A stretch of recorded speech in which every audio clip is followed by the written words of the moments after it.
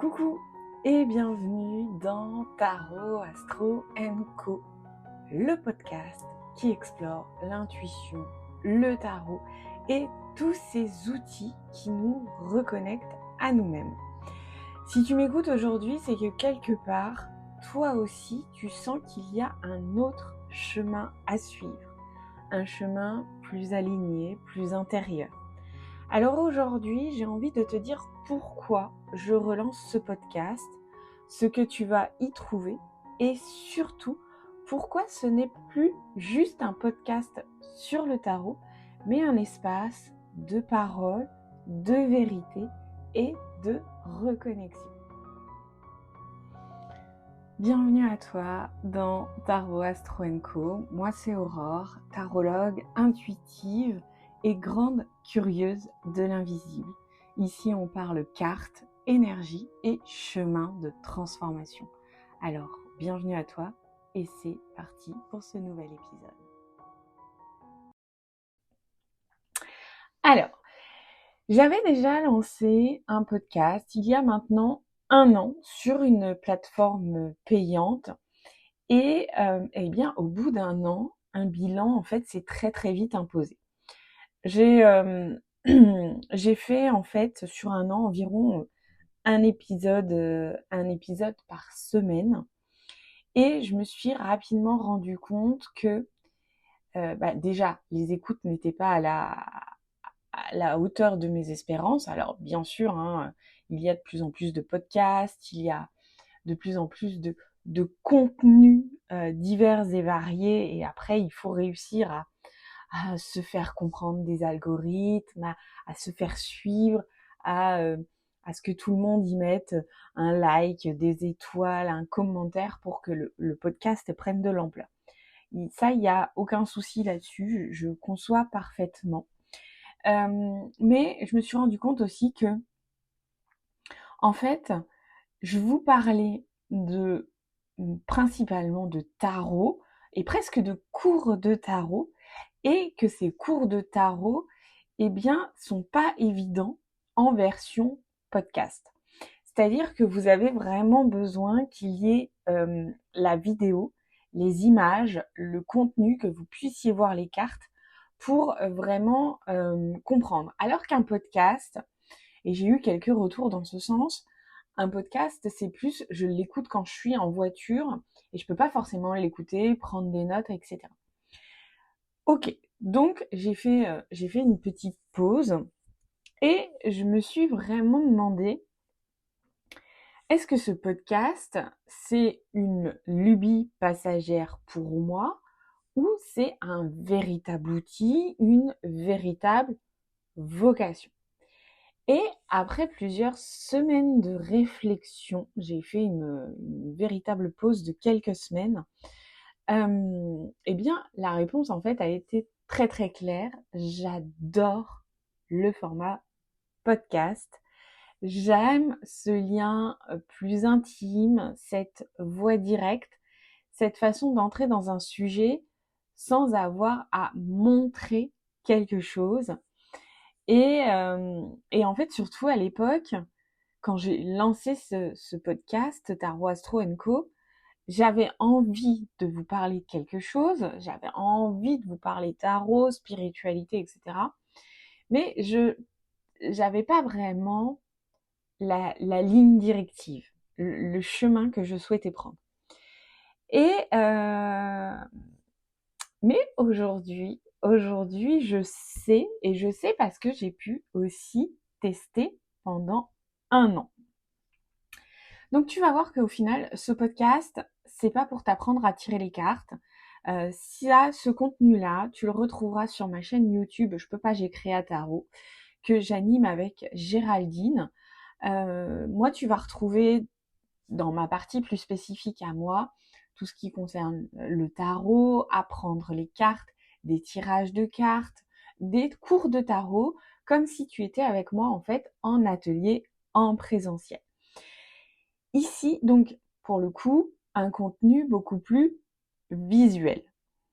Ici, on va parler d'autre chose. On va parler de ce que le tarot m'a appris sur moi, de ce que j'expérimente au quotidien, de ce qui m'éclaire, me chamboule, me reconnecte. On va être plutôt dans ce podcast dans un environnement un peu plus intime. Donc, ce que tu vas trouver dans ce podcast. Donc, comme je te disais, ce podcast, c'est pas une chaîne de cours de tarot ni de lecture de cartes. Tout ça, tu trouveras sur la chaîne YouTube. Je peux pas, j'ai créé à tarot. Tu y trouveras les énergies du mois, mes prédictions tarot, des tirages, des techniques, des cours comme en atelier. Donc, comme je te le disais, tout ce qui a besoin de quelque chose de plus visuel. Et dans ce podcast, on va être plutôt sur un espace beaucoup plus intime, un endroit où je peux te parler vraiment et donc où tu n'auras pas forcément besoin de voir ma tête parce que perso, j'ai encore du mal à être dans l'intime si je sais que tu me vois. Et si moi je me vois en plus, parce que quand je me filme, je me vois. Donc ça a tendance à me perturber. En fait, j'ai tendance à me focaliser trop sur le visuel que sur le contenu et je sens que je peux vite perdre mes mots.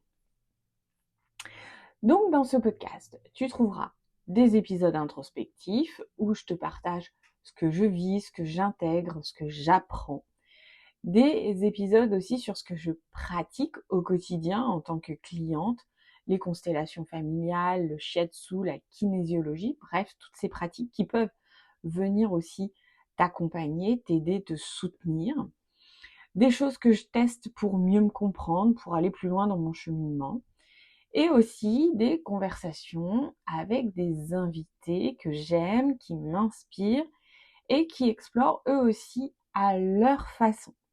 D'ailleurs, dans ce podcast, tu retrouveras aussi des épisodes avec Géraldine notamment, qui elle est plutôt sur la partie créative. Donc ici, il n'y aura vraiment pas de spectaculaire. On va rester dans l'essentiel, dans ce qui remue, mais aussi dans ce qui fait du bien. Alors, on commence brièvement et tu verras qu'au fur et à mesure des épisodes, on rentrera un peu plus dans comment le tarot a changé ma vie et comment toi aussi tu peux peut-être l'utiliser au quotidien. Et d'ailleurs que ce soit le tarot, l'astro ou d'autres pratiques. Alors moi j'ai découvert le tarot pour que je te fasse un petit peu le contexte en fait, hein, pour que tu saches qui va animer ce podcast. Bien sûr tu peux me retrouver aussi sur Insta hein, sans aucun souci.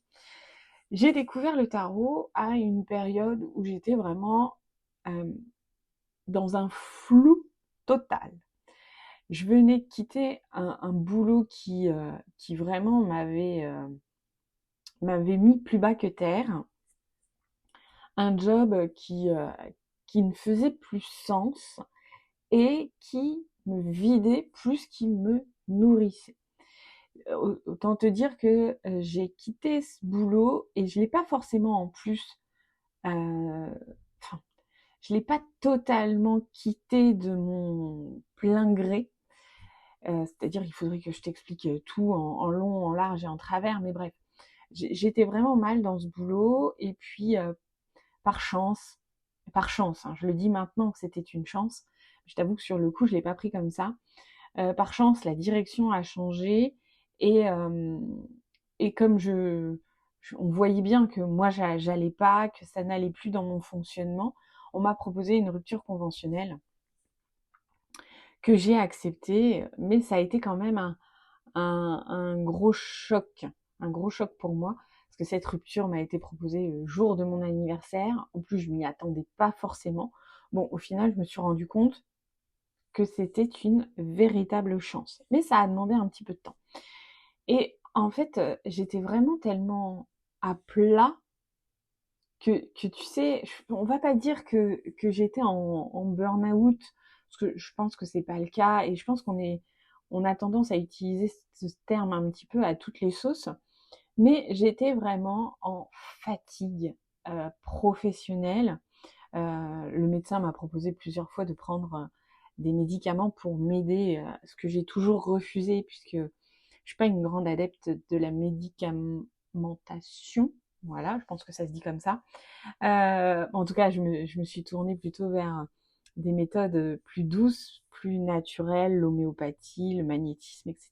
Bref, tout ça pour te dire que j'étais vraiment paumée, que j'avais 1000 questions en tête et surtout l'une des plus grandes, qu'est-ce que je vais faire après? C'était à l'époque mon tout premier job, hein, le premier boulot que j'ai eu à la sortie de mes études, que j'ai gardé pendant 12 ans et qui était tellement où j'avais une telle polyvalence, une telle autonomie que j'avais du mal à me dire ce que je pouvais aller faire après. Donc bref, j'avais 1000 questions dans ma tête, zéro réponse, t'imagines bien. Et un jour, ma magnétiseuse de l'époque m'a glissé un petit truc comme ça. C'était pas la première fois qu'on m'en parlait, bien sûr, mais voilà, j'étais certainement pas prête à l'entendre les autres fois, pardon. Elle m'a dit, et si tu tirais les cartes? Ouais. Franchement, à l'époque, comme beaucoup, hein, je croyais que le tarot, les oracles, c'était réservé à une forme d'élite.